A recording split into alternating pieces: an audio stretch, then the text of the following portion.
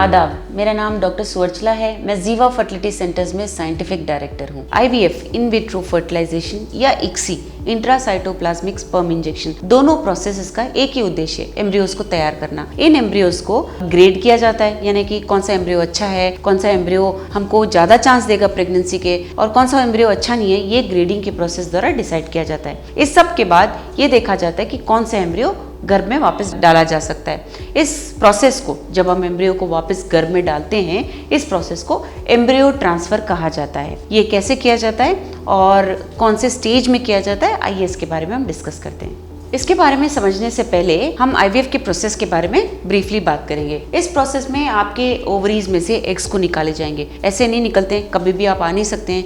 आपके पीरियड के दूसरे दिन या तीसरे दिन से एग्स को बढ़ाने के लिए इंजेक्शन दिए जाएंगे। लगभग 10 दिन तक ये इंजेक्शन चलेंगे और फिर 11वें या 12वें दिन आप एग्स को बाहर निकाला जाएगा अंडर एनेस्थीसिया। ये बड़ा प्रोसेस नहीं है, बहुत पतला सा नीडल आपके ओवरीज में जाएगा और एग्स को बाहर निकाला जाएगा। उसी दिन आपके पार्टनर के स्पर्म्स के साथ इन एग्स को मिलाया जाएगा। चाहे हम IVF करें या ICSI करें, इंट्रासाइटोप्लाज्मिक स्पर्म इंजेक्शन, दोनों का एक ही उद्देश्य है कि एम्ब्रियोज तैयार हो। इस प्रोसेस के बाद हम एम्ब्रियोज को लेबोरेटरी में कल्चर करते हैं। कल्चर यानी उनका ग्रोथ, डेवलपमेंट वगैरह ऑब्जर्व करते हैं। उनके लिए करेक्ट एटमॉस्फेयर दिया जाता है। जैसे गर्भ में कंडीशंस होते हैं, वैसे यंत्र हैं जिनमें इन एम्ब्रियोज को रखा जाता है 3 से 5 दिन तक, और उसके बाद ये निर्णय लिया जाता है कि कौन सा एम्ब्रियो आपके गर्भ में वापस डाला जाए एम्ब्रियो ट्रांसफर प्रोसेस के द्वारा। तो जैसे मैंने कहा, 2 तरीके हैं लेबोरेटरी में जब हम करते हैं, कन्वेंशनल IVF या ICSI इंट्रासाइटोप्लाज्मिक स्पर्म इंजेक्शन।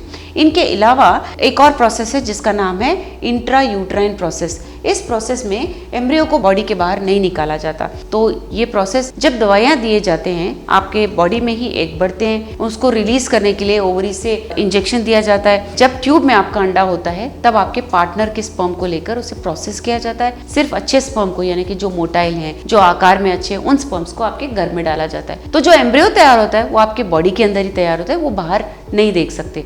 जब IVF करते हैं या ICSI का प्रोसेस करते हैं, तब एम्ब्रियोज लेबोरेटरी में बनते हैं और उन्हें ग्रेड करके एम्ब्रियो ट्रांसफर के लिए तैयार किया जाता है। तो जब एग्स बाहर निकाले जाते हैं, उन्हें कल्चर किया जाता है। उसे कल्चर कहते हैं, यानी कि हम उसे 3 से 5 दिन तक लेबोरेटरी में ऑब्जर्व करते हैं। बहुत सारे ऐसे फैक्टर्स होते हैं जो हमें एम्ब्रियो को प्रोवाइड करना पड़ता है। pH देखना पड़ता है, टेम्परेचर देखना पड़ता है, कौन सा लाइट कैसा है, कार्बन डाइऑक्साइड कितना है, ऑक्सीजन ध्यान में रखना पड़ता है। सबसे महत्वपूर्ण बात यह है कि ये 37 डिग्रीज में किया जाता है। ये प्रोसेस, बहुत सारी चीज़ें हैं, बट 37 डिग्रीज टेम्परेचर जो है वो बहुत महत्वपूर्ण रोल प्ले करता है।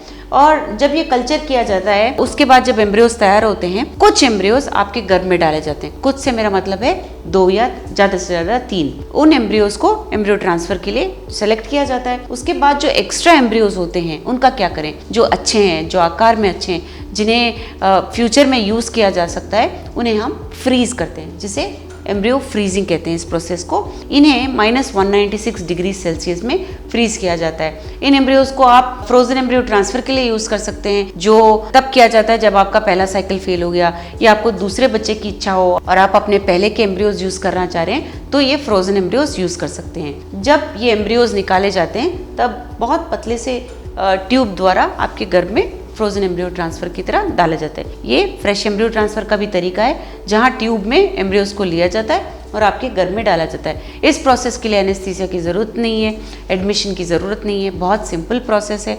आपको ऑपरेशन थिएटर में लिटाया जाएगा, एनेस्थीसिया नहीं देते हैं। ऑपरेशन थिएटर इसलिए ले जाते हैं क्योंकि स्टेराइल एटमॉस्फेयर चाहिए, तो वहाँ पे बहुत पतले से ट्यूब द्वारा इन एम्ब्रियोज को आपके गर्भ में डाला जाएगा। तो ये तो हुआ एम्ब्रियो ट्रांसफर का प्रोसीजर। लेकिन हम कैसे डिसाइड करते हैं कि कौन से दिन एम्ब्रियो ट्रांसफर करना चाहिए? जब एम्ब्रियो तैयार होता है, उसे 5 दिन तक ऑब्जर्व किया जाता है, जैसे मैंने कहा। तो साधारण तौर से डे 3 यानी तीसरे दिन या 5वें दिन एम्ब्रियो को डाला जाता है। ये इस पे आधारित होता है कि एम्ब्रियो का क्वालिटी कैसा है, कितने एम्ब्रियोज हैं आपके, और आपका गर्भ कैसा है। इन फैक्टर्स पे डिपेंड करते हुए हम डे 3 या डे 5 पर इस एम्ब्रियो को ट्रांसफर करने की कोशिश करते हैं। इसके बारे में और जानकारी के लिए अवश्य जीवा फर्टिलिटी सेंटर्स आइए। धन्यवाद। हमने इस वीडियो बनाने के लिए बहुत मुशक्कत की है। मेहरबानी करके हमें लाइक और सब्सक्राइब जरूर कीजिएगा।